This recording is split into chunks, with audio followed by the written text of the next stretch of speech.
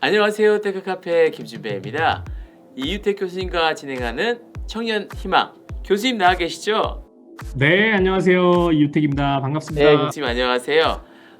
우리 기업가 정신 그리고 체계적인 혁신 좋은 메시지를 남겨놓고 계신데요.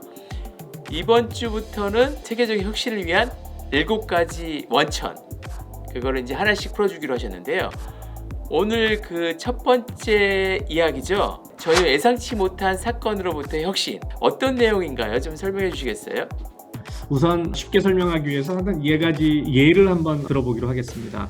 우리가 다 아는 그 IBM 컴퓨터 회사죠. 컴퓨터를 최초로 만들지는 않았지만 컴퓨터 초반에 시장 초반에 큰 성공을 이루고 현재는 뭐 컴퓨터를 만들어서 경제적인 이익을 만들어내는 것보다는 사실 서비스와 컨설팅으로 큰 컴퓨터계의 경쟁자로 자리 잡고 있는데요. 1930년도에 초반에 이제 산업용 컴퓨터를 만들어서 시장에 소개하는 그런 시대가 될 것 같아요.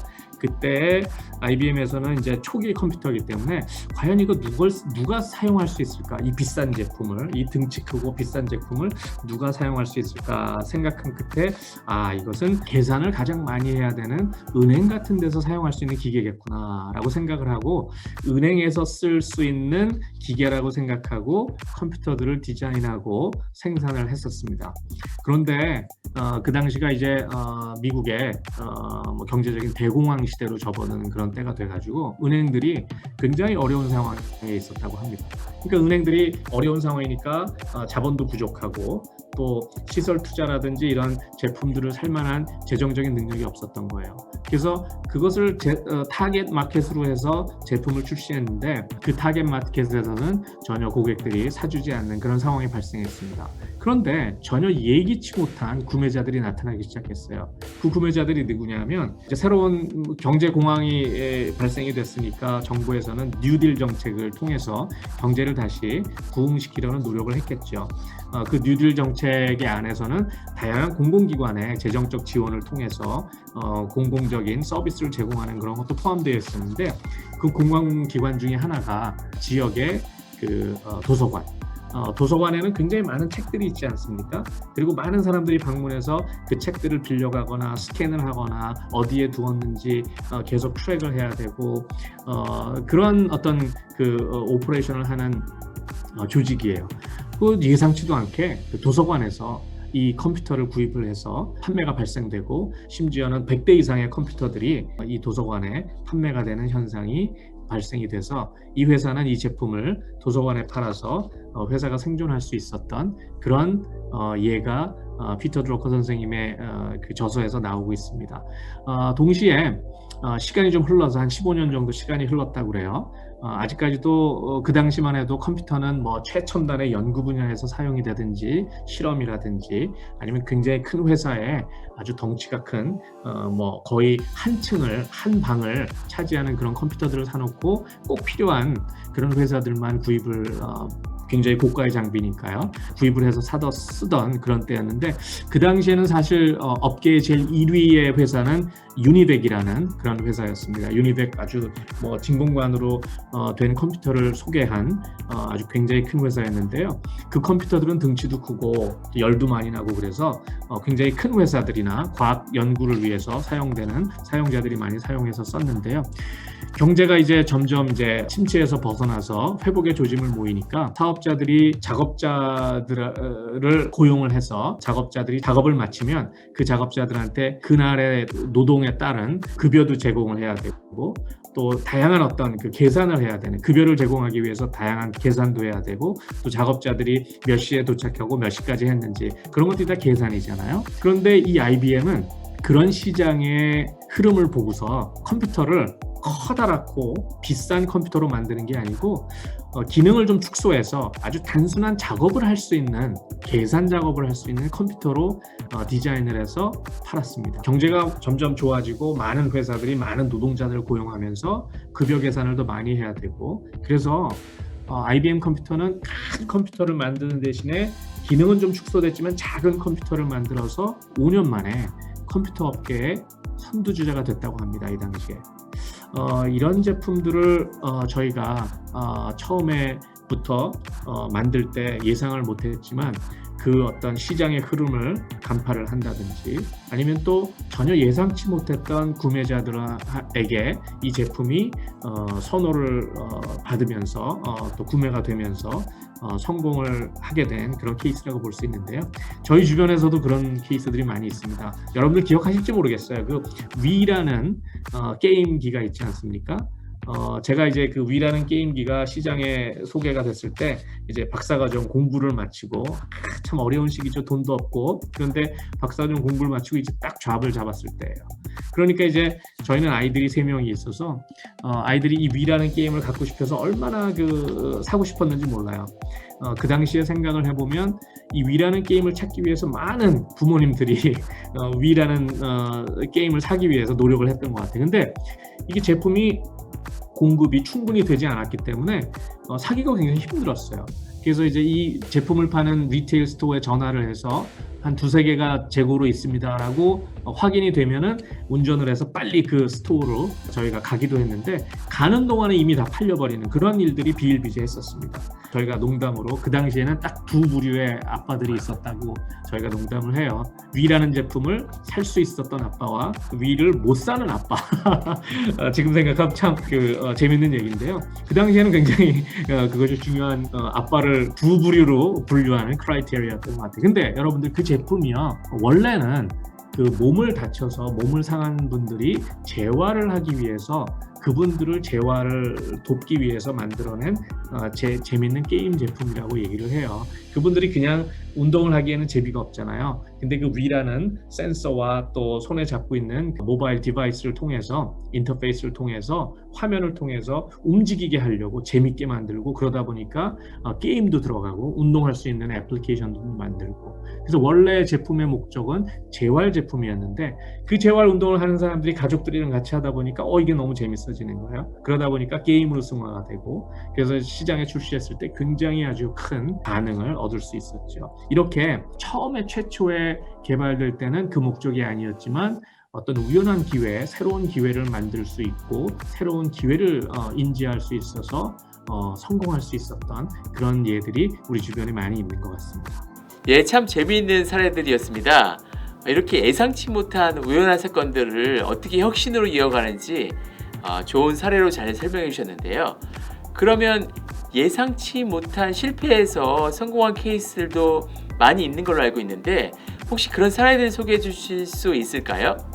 네, 맞습니다. 우연한 기회를 통해서 또 성공한 긍정적인 어떤 효과, 긍정적인 원인에 의해서 긍정적인 방향으로 변화돼서 성공한 케이스들도 많은 반면에요. 또 실패를 통해서 성공한 케이스도 얼마나 많은지 모르겠어요. 저희들 요즘도 길거리에서 가끔 제가 보기도 하는데요. 그 무스탕이라는 차가 있지 않습니까? 포드에서 만드는 스포츠카인데요. 이 성공 사례를 조금 보면은요, 재미있는 얘기들이 나옵니다. 제가 그 대학교 다닐 때 저는 영어 공부를 좀 더 열심히 하고 싶어서 미국인 그 강사 교수님이 계셨는데 그분한테 찾아가서 교수님 뭐 심부름 시킬 거 있으면 저를 좀 시켜주세요. 제가 조교로 열심히 일하겠습니다. 그 대신 교수님하고 같이 이렇게 소통하면서 영어도 좀 배우고 싶고 그랬더니 교수님이 굉장히 친절하게 그럼 내 방에 책상을 하나 놓고 같이 일을 하면서 우리 영어도 공부하고 내일도 도와주고 그래서 그분이랑 굉장히 친하게 지냈는데 그분이 미국에 이제 휴가를 가실 때 그분이 몰던 자동차가 무스탕이었었어요. 근데 저는 그분이 미국에 가실 때 저한테 굉장히 저를 믿어주셨던 것 같아요. 그 차를 저한테 맡기고 가세요. 그러면서 어디다 그냥 세워놓는 게 아니고 써라. 보험이 다 커버가 되는 보험이 돼 있으니까 너가 마음대로 쓰고 그 대신 안전하게 쓰고 또 잘 관리를 해서 내가 돌아오면 다시 쓸 수 있게 그렇게 갖고 있어라 라고 이렇게 하시고 가요. 그러면은 제가 대학생 당시면은 굉장히 시간이 오래된 옛날 얘기겠죠. 그 당시에 한국에서 무스탕이란 차를 끌고 이렇게 다닌다고 생각해 보세요. 사람들의 주목을 받았겠죠. 소리도 굉장히 크고 아주 큰 등치가 큰 힘도 아주 굉장히 센 그런 차죠. 지금 베스트셀러 중에 하나의 차입니다. 근데 이런 차가 만들어지기 전에 포드에서는 에드셀이라는 그 전 모델이 있었습니다.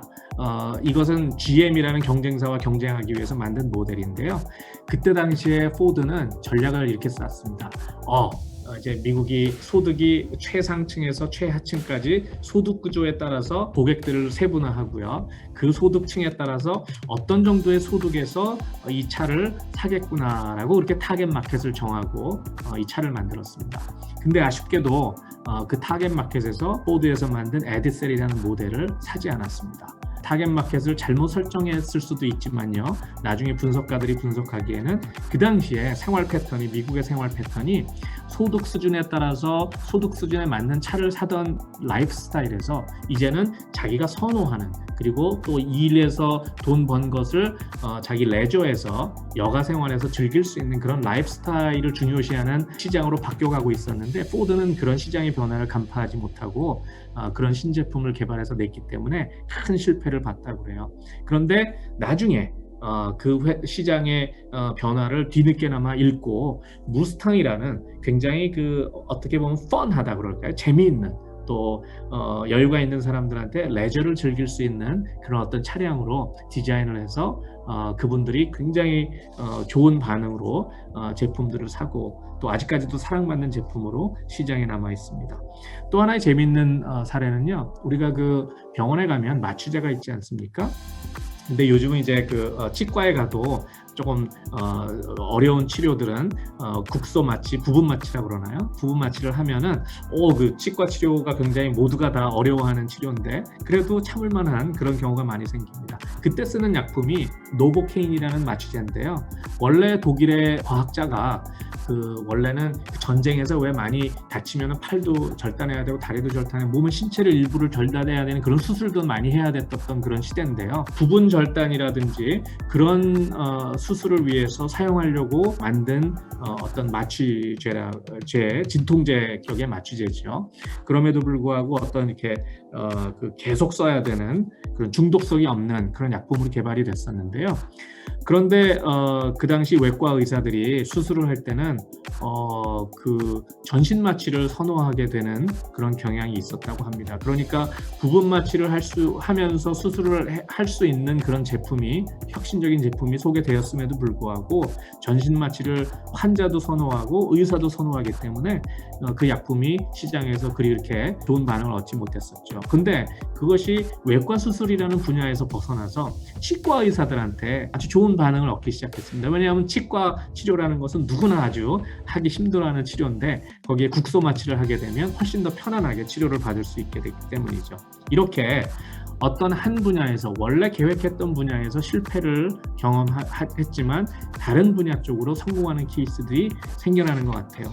제 개인적인 얘기도 사례가 하나 있는데요. 저는 이제 대학원을 마치고 박사 공부를 하기 시작한 계기가 그 당시에 한국에서 재계 2위까지 올라갔던 큰 대기업으로부터 오퍼를 받아서 장학금을 받아서 공부를 하게 됐는데 그 당시에 장학금을 받아서 공부를 마치면 그 회사에 취직하게 되는 것이죠. 둘 다 좋은 겁니다.